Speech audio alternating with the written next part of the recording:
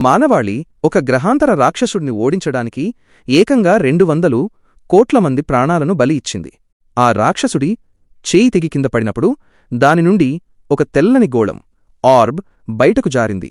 ఆ గోళం ఏ వస్తువునైనా చొచ్చుకుపోగలదని మానవులు త్వరలోనే గుర్తించారు. ఆ తరువాత ఎప్పటిలాగే ఏ రక్షణ లేకుండా ఆ తెలియని వస్తువును తాకడంతో అసలు కథ మొదలైంది. ఆ స్పర్శతో గోళం ఉత్తేజితమైంది. అది పొరుగున ఉన్న నక్షత్రమండలంలోని ఒక రాక్షస రాణిని మేల్కొల్పింది. ఆమె తన బయో కవచాన్ని ధరించి భూమివైపు తీక్షణంగా చూసింది. యుద్ధం మొదలు కాబోతోంది. అదృష్టవశాత్తు మానవాళి అప్పటికే సిద్ధంగా ఉంది. వారు చంద్రునిపై ఒక రక్షణ గోపురాన్ని డిఫెన్స్ టవర్ నిర్మించారు. అకస్మాత్తుగా చంద్రుని అవతలివైపు ఒక వ్యోమనౌక ప్రత్యక్షమైంది.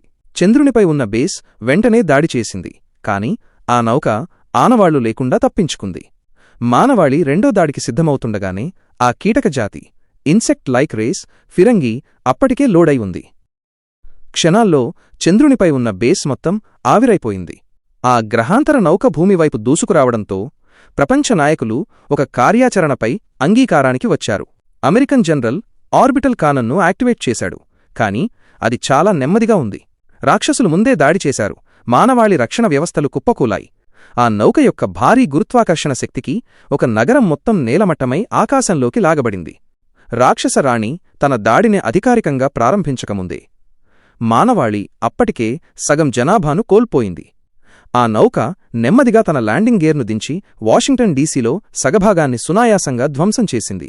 ఆ నౌక పరిమాణం భూమిలో 4వ వంతు ఉంది.